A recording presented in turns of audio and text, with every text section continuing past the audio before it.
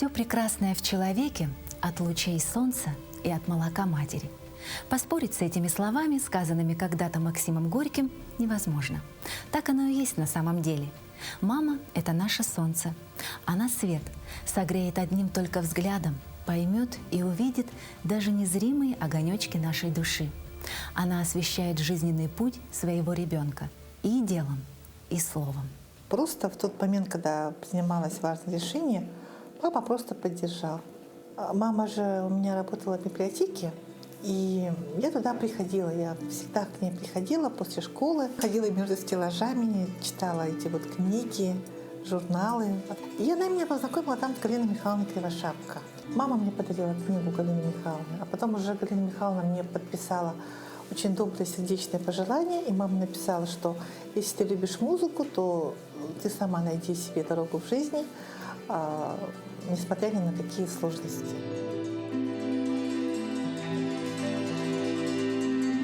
И потом Галина Михайловна тоже разговаривала со мной. Я до последних лет всегда к ней домой ходила за советом. И это старшее поколение, оно мне очень много дало. И я благодарна судьбе, что через маму, она знала всю национальную интеллигенцию этих лет, и я познакомилась с ними. Когда человек принимает решение, будучи ребенком, будучи студентом, подростком, это очень важно. Вот именно в тот переходный момент.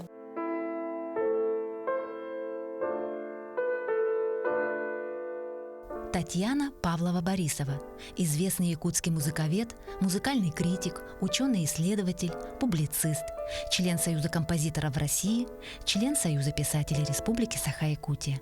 Также она является автором многочисленных трудов о музыке, театре, культуре и искусстве Якутии.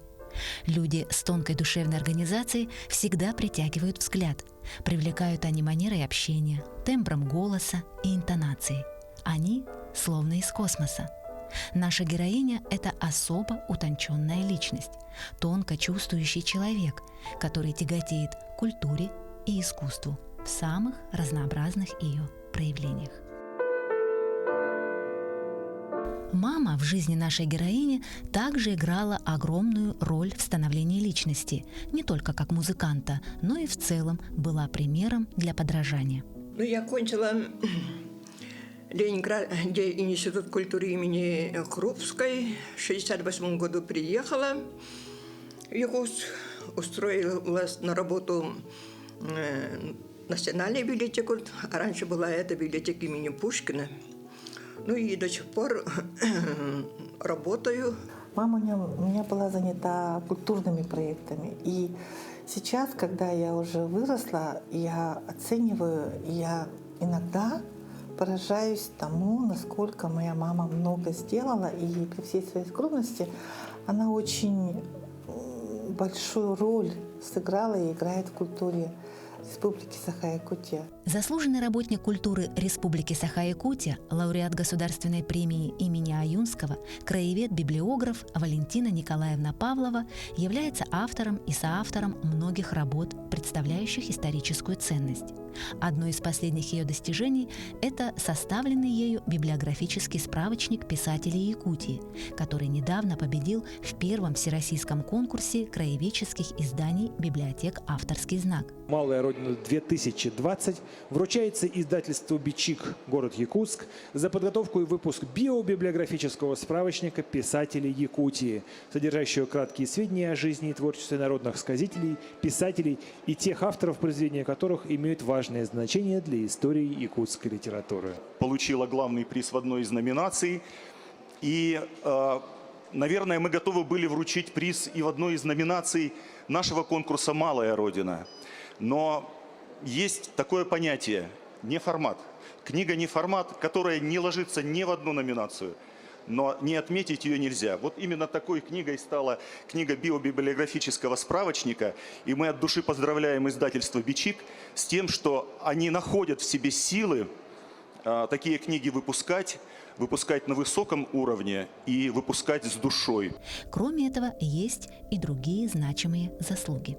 Все сейчас знают про шедевр Аламхо, нематериального культурного наследия человечества. Документацию, библиографию к этому досье для подачи в ЮНЕСКО тоже делала моя мама Валентина Николаевна. А это такие талмуды документов, это нужно столько собрать информации, это нужно столько описывать и заниматься очень такой кропотливой, такой очень вдумчивой, аккуратной работой по составлению документации.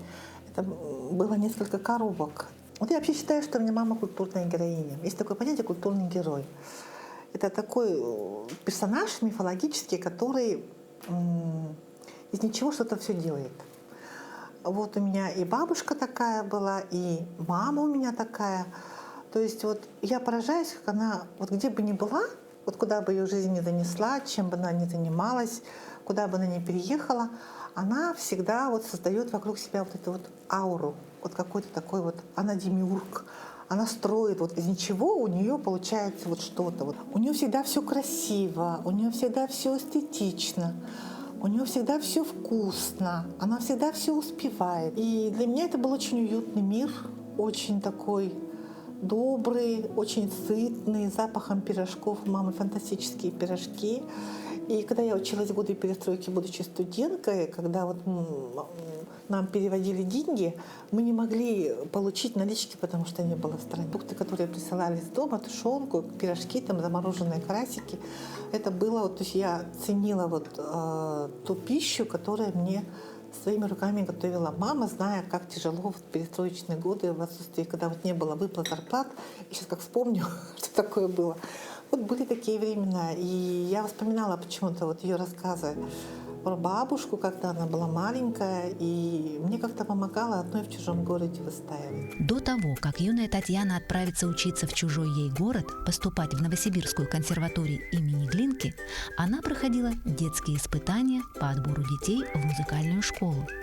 Надо отметить, что на тот момент девочке было всего 5 лет, и она ходила в детский сад. Из сотни ребятишек комиссии приглянулась также и Таня. Родителям настоятельно рекомендовали отдать талантливую девочку в музыкальную школу. Мама и папа были удивлены и даже растеряны. А у нас ни певцов, ни этих музыкантов нету. Я не думаю, что надо ли отдавать туда. А потом пришла домой и об этом рассказываю мужу, да. Ну, он посмеялся, пошутил, потом сказал: а у нас мелодист Серафим Павлов близкий мой родственник. Тогда это Серафима Павлова уже не было, видимо, вот поэтому я его только понаслышке знала.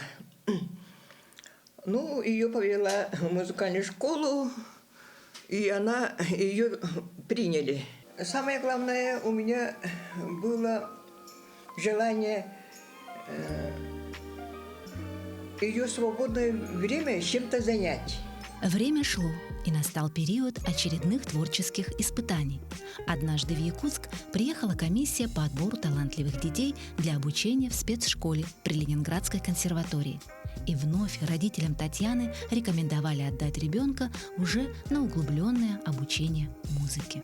Я посмотрела на свою дочку и потом ужаснулась. Такая маленькая моя девочка куда-то поедет и интернатских условиях будет учиться, да? Ну, я быстренько собралась, ее взяла и пошла домой, короче. Не отдала. Ну, потом она так незаметно кончила музыкальную школу. Ну, где-то мы тогда жили мы на даче. И однажды, где-то в конце июля, что ли, она у меня попросила ключ от городской квартиры. Говорит, там это музыкальной школе, конкурс, сказали там тренироваться. Я даже не обратила внимания, это поступление в училище. Ну, музыкальную школу, школа конкурсов много же. Ну, так и ключ взяла и стала там в город ездить. Татьяна, уже привыкшая к различным музыкальным конкурсам, вновь решила попробовать свои силы. На этот раз поступать в музыкальное училище. Родители от идеи 15-летней дочери в восторге не были, поэтому отправили Татьяну учиться дальше, в 9 класс. Ладно, эта девочка послушная, у меня пошла 9 класс. Физико-математический класс. Ну, и потом в конце сентября вдруг в музыкальное училище пришли и говорят, Комиссия где пришла. наша студентка Таня Павлова,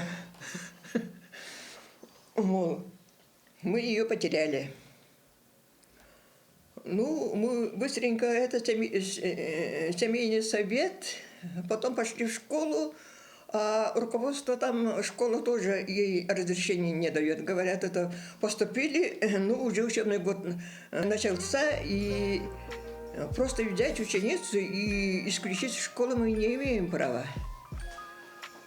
Так она начала в 2 местах учиться. Я целый год училась в училище и физико-математической школе. Со школы приходит, фартук снимает, быстренько кушает, и это бежит Обучаю туда в студентку. училище. Так вот я год бегала. Меня раздирали на части, и комиссия была такая достаточно серьезная. Майя Ивановна Иванова, это известный педагог, музыкант, и она возмущалась. Как это вы не отдаете свою дочку музыку? У нас не хватает специалистов. Это вообще, ну, этих математиков, физиков. В общем, они меня перетянули. Потом это мы поняли, все-таки училище музыкальное ей нравится, поэтому папа пошел туда в школу, договорился с директором, и после Нового года она перешла в училище. Папа говорил, что без куска хлеба не останешься, в музыкальную школу пойдешь учителем музыки. Это его успокаивало, что я через 4 года стану учителем музыки и как бы без куска хлеба не останусь. Это было главным утешением. Она кончила музыкальное училище с красным дипломом и поехала туда, в Новосибирск, и на общих основаниях она там поступила. То, что вот мама во мне заложила, она все время говорила, надо учиться, надо добиваться результатов. Твоя учеба – это твоя работа.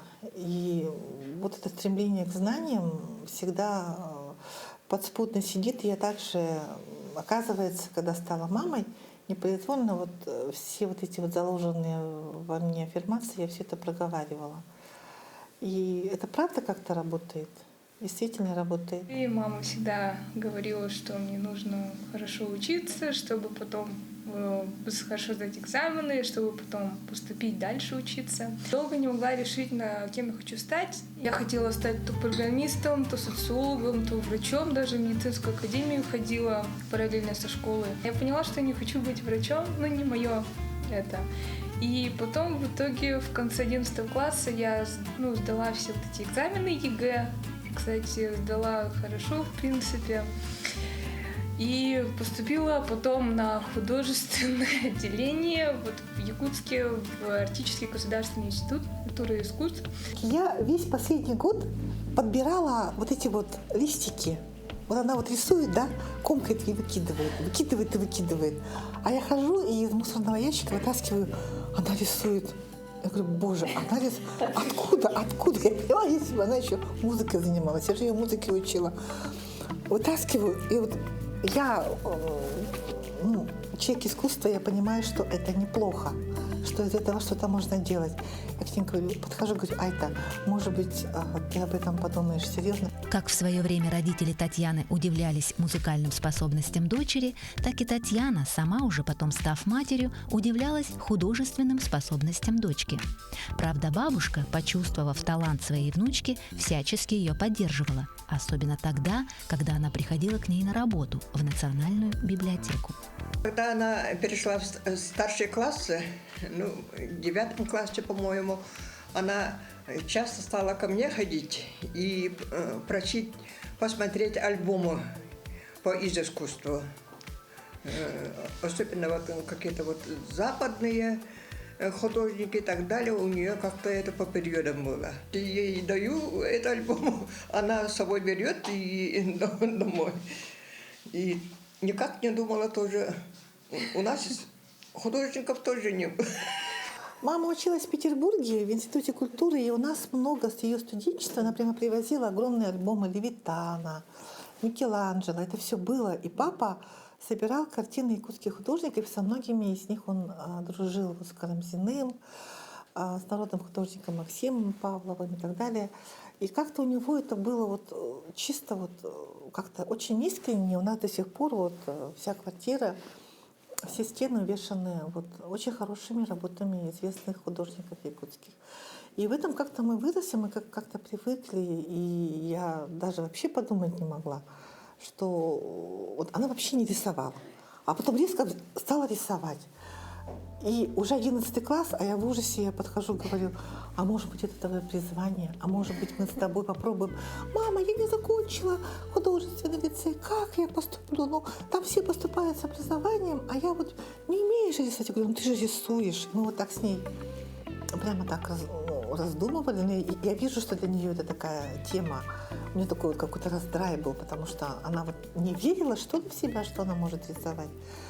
И мы так взяли и подали документы в этот АГИКИ, и она прошла под номером 1. У нее все творческие работы были очень высоко оценены. Вот тогда для меня это было таким потрясением, потому что я не думала, что вот моя дочь возьмет и вдруг будет рисовать. Откуда это приходит? Когда мне было лет 5-6, да, мы ходили, она водила меня по кружкам развивающим.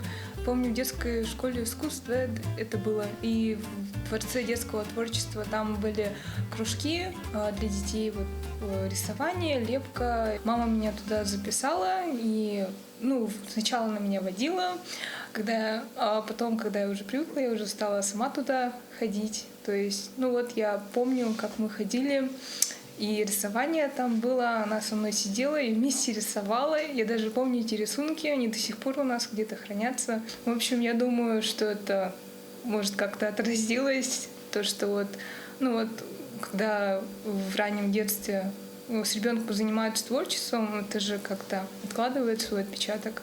Наверное, мама мотиватор. Сегодня Татьяна Владимировна – опытная мама 4 детей, знающая и понимающая их от и до. Однако Айта – это первый ее ребенок, а это значит, что воспитание шло так, как подсказывало ей ее сердце. Я думаю, что это очень сложно быть многодетной матерью, да. Я была первым ребенком, и мне честно признавались, что я была экспериментальным ребенком. И я думаю, что мама очень много мной занималась и училась, и упражнялась на мне. Если говорить об образе, то это была очень занятая мама, но она всегда находила время, чтобы заниматься своими детьми, потому что кружки были, и она всегда уделяет время моему образованию. То есть, она очень интересуется, чем я занимаюсь, и она очень вдохновляет. На самом деле она уже меня сейчас воспитывает. И я бы сказала, что она сейчас умеет все то, что умею делать я. Вот это поколение современное, они очень быстро научаются каким-то умениям, навыкам. И если я пишу, то я учу ее писать, строю предложения. Она у меня ездила в прошлом году как волонтер культуры в пресс-школу. То есть она фактически освоила уровень начальной журналистики, да, она это может делать и делает, когда нужно, легко и просто. Допустим, если я человек-музыкант, и у меня все в образах, звуках, я ушами, да, живу, то она визуалист, то есть она все выстраивает в зримые образы. И она уже сейчас организовывает мою жизнь. Допустим, сейчас мы тоже с ней в сотворчестве, когда я какие-то делаю проекты творческие, а это мне помогает с точки зрения, например, подготовки афиши. А мои книги, обложки оформляет моя дочь. Какие-то технические вопросы, быстро помочь оформить текст, как-то где-то там его хорошо технически подать, это тоже... современные дети, у них совершенно другой подход к этим вопросам, которые нам, наверное, кажутся очень сложными. Они это делают быстро, и у них очень свежий взгляд на все. Современное поколение, оно совсем другое. Айталина, начинающий художник, будущий специалист в области графики, помогает в оформлении книг и афиш не только своей мамы, но и папы, доктора исторических наук Андриана Афанасьевича Борисова. Дружная творческая семья находит вдохновение не только в стенах своего родного дома, но и дачи, родового гнезда, которое они по праву считают самым уютным местом.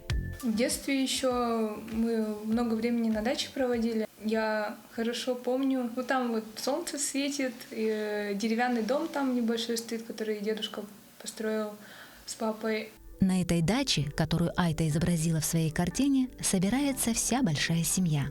Там, за душевными беседами, они часто вспоминают детство, каждый свое. И у всех оно разное, но непременно счастливое. Счастливые воспоминания детства — это когда мы всей семьей выезжали на природу, собирали землянику, собирали бруснику, запах детства, папа рядом. И папа какие-то такие слова говорил: доча, вот запомни, пожалуйста, вот как сейчас хорошо, вот это вот сохрани ощущение. Вот это. А я думала, а куда это денется-то? Ну, как-то относилась к этому. Папа говорит, а я как-то удивляюсь, о чем это папа говорит мне? Запомни, сохрани это ощущение, этот запах, это небо, вот это его солнце, ощущение леса, вот на природе. Такая красота, мы вместе на природе. Вот это вот, мне казалось, что это никуда не уйдет, но это-то ушло. То есть это наверняка этот лес стоит, да? Наверняка также растут ягоды, но меня уже там нет такой, которой я была с папой, который был молодой. Вот я что хочу сказать. То есть тот момент ушел, и я его сохранила. Вот это вот ощущение счастья, я вот сейчас понимаю папины слова.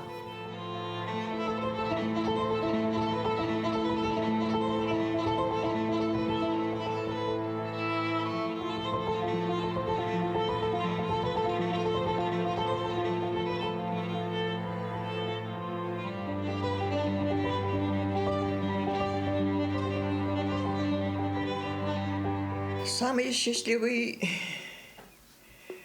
день моего детства – это пойти в школу поступить. Это для нас это большой праздник был.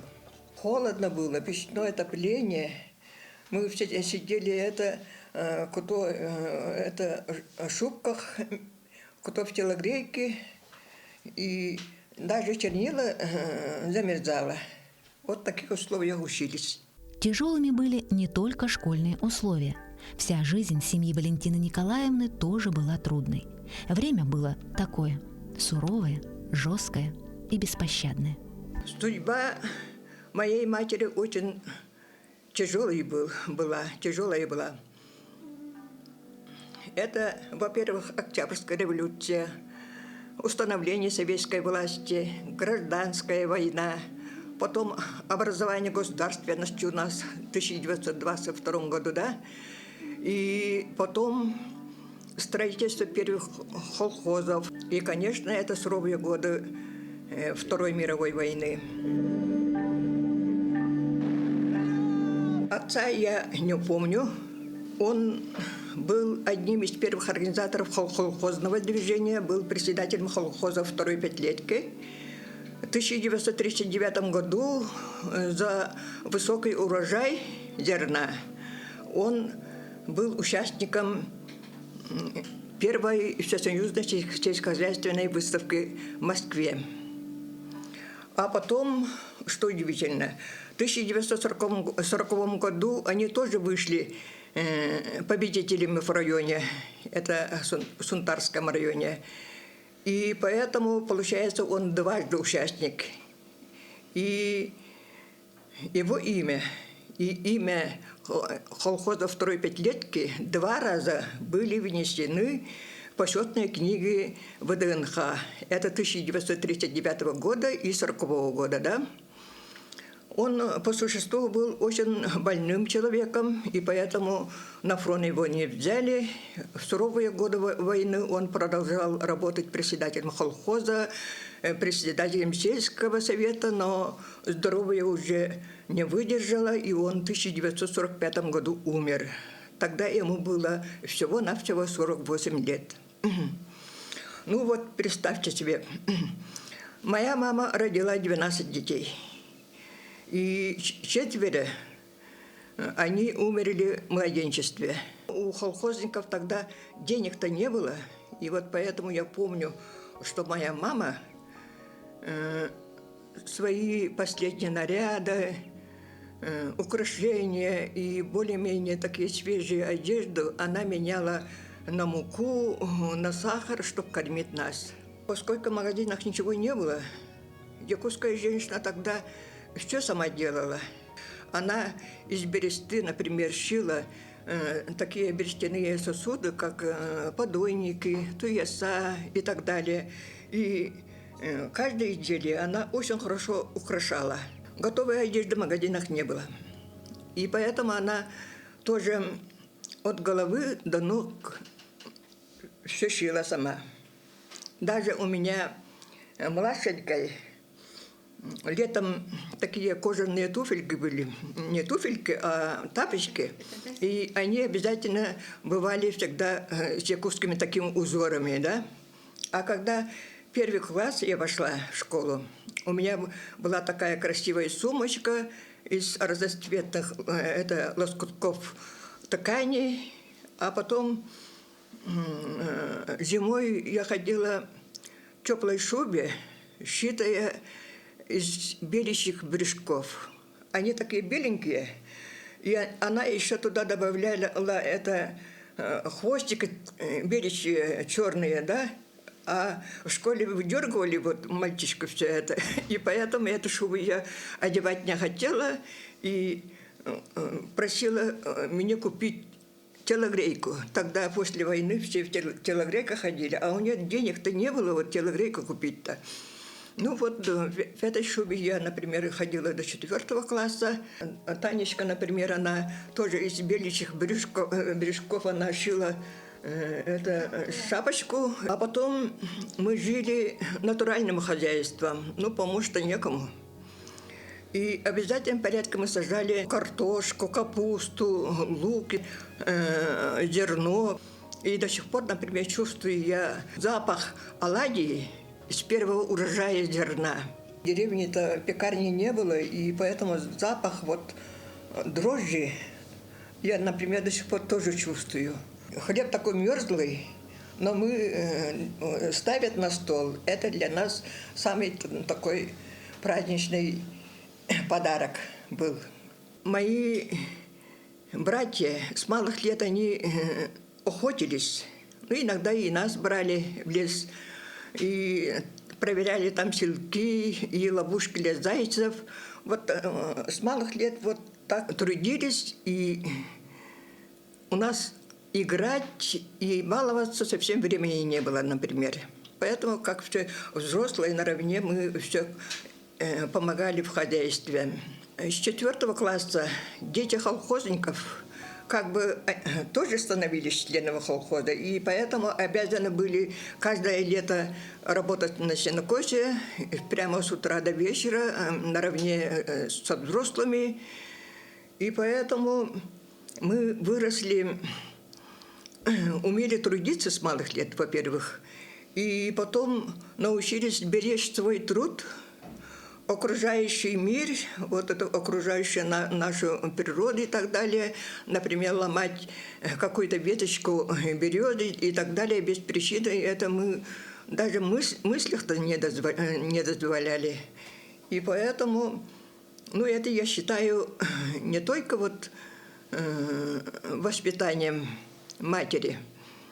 Об этом она почти наставления не читала, просто своим примером, своим трудом, ежедневно мы чувствовали ее добрый, одобряющий взгляд, и потом тепло ласковых рук.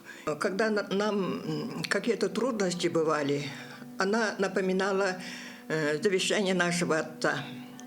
Должна хорошо учиться и получить хорошее образование. Сестры, братья, все, как завещал нас отец, получили в основном высшее образование. И поэтому я думаю, у мамы хотя бы тяжелая жизнь была, но она, как мать, была счастливая женщина, потому что никто из ее детей, никто ее это не подвел в жизни. Ну, сейчас нас осталось 3 из 8 детей. Жизнь идет, конечно. Сестра Александра Николаевна Стручкова, она заслуженный врач ЯССР, РСФСР, почетный гражданин города Якутска. Сейчас это находится в заслуженном отдыхе. Старший брат Петр Николаевич Петров, он кончил Омский сельскохозяйственный институт, и я думаю, что он первый якут с высшим образованием, который работал на селенных землях Казахстана. А потом они переехали в Дагестан, и там тоже он работал главным агрономом в совхозе, где выращивали рис и виноградный сад. Оттуда он отправлял, например, чеснок и так далее, да. Это, видимо, на поезде и так далее мы получали все испорченное, да. Но у мамы всегда были, она очень радовалась вот посылке, да, хотя мы оттуда ничего не ели, все посылка испорченная, да.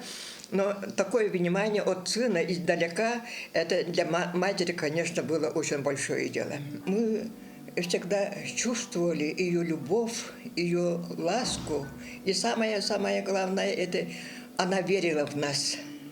Эта вера нас как бы делала нас взрослыми и ответственными в жизни. Я вышла замуж за Владимира Ивановича Павлова. Мы оба работали. Условия жизни у нас тоже не очень хорошее было. Жили в деревянной квартире. Ну, как обычно, все наше поколение, утром уходим, вечером приходим, по пути вот это забираем их с детского сада. У нас 2 детей, Татьяна и ее брат Алексей. Алексей на 5 лет младше Татьяны. И поэтому особой такой методики воспитания у нас не было. Я бы хотела всем мамам пожелать, чтобы они верили в своих детей и пытаться встать на их место, что вот когда ты был ребенком, когда ты был подростком, какие-то ощущения. Все ли тебе было понятно в этом мире, как сейчас? И мы просто, став взрослыми, наверное, перестаем быть детьми, а нужно возвращаться вот в это ощущение. И я думаю, что многие родители делают ошибку, что когда они нужны детям, вот такие вот, у каждого ребенка есть такие моменты, да, и хорошо, если есть такие люди, как бабушки, там, тети, дяди, сестры, братья, с кем можно прийти и в этот момент посоветоваться. Или даже пообщаться. У нас была такая история, когда это была маленькая, вот братик маленький, он был такой вот кулечек, да, как бы свернутый, но она с ним общалась, потому что он, хотя маленький, но он человечек, который уже своим присутствием помогает и находится с ней рядом. И она с ним разговаривала, она с ним общалась, и я думаю, что вот брат Арсений, вот, второй ребенок, который после этого, вот у них есть такая какая-то внутренняя такая связь, то, что да, вот они вместе выросли, и это очень важно именно годы детства, проведенные вместе. Ну, я, например, выросла в таком условии и знала, что такое удьвардаган. Это человеку передается генетическая память предков. Это у нас у якутов очень понятие развито, и поэтому я всегда верила, все-таки мои дети, они получат, ну, они учились хорошо и получат высшее образование, так и получилось. Единственное то, что мы старались, например, поддерживать самостоятельность в мышлениях, поступках, решениях. И Это воспитание такое, видимо, нам помогло, чтобы это вырастить детей своих. Я, наверное, счастливая мать. Особенно вот в старости лет дети мои уже выросли, у них свои дети. Это для меня тоже большое счастье. Самое главное, да, что они рядом со мной, у них все хорошо. И потом мы с Татьяной как-то духовно близкие, потому что она искусство, музыкальная культура. Ну, я тоже в сфере культуры работаю, и вот поэтому ее запросы, ее желания, ее стремления я чувствую, во всяком случае, я понимаю, да, и стараюсь всегда ей помочь в чем-то. Ну, сейчас, например, она работает над большим проектом издания 10-томного собрания сочинений Марка Николаевича Жиркова. А рукописи его хранятся у нас в Национальной библиотеке. Я по службе своей им помогаю, и редакции якутских текстов и так далее, и нас это очень сближает и объединяет как бы духовно, да? Я думаю, что дети понимают, что у них родители, бабушка не просто вот как бы люди, которые имеют семейные обязанности и бытовые какие-то вопросы, да, то есть великое мастерство все это сочетать, чтобы вот это получалось. И жизнь, и творческая самореализация, и семья. Вот, наверное, это самое главное. Это умение вот, чувствовать и быть все вместе, не мешать и находить радость в том, что мы находимся вместе. Вот это, наверное, большое счастье.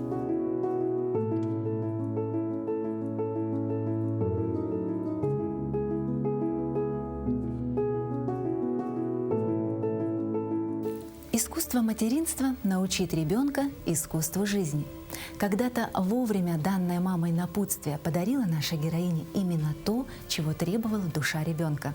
В итоге искусство, творчество и музыка стали главными жизненными направляющими. И все благодаря маме, которая сделала своей дочери 3 главных подарка – жизнь, любовь и понимание. Не это ли то, что дарят настоящие ангелы? Ну а если вы не верите в ангелов, просто посмотрите в глаза своей мамы.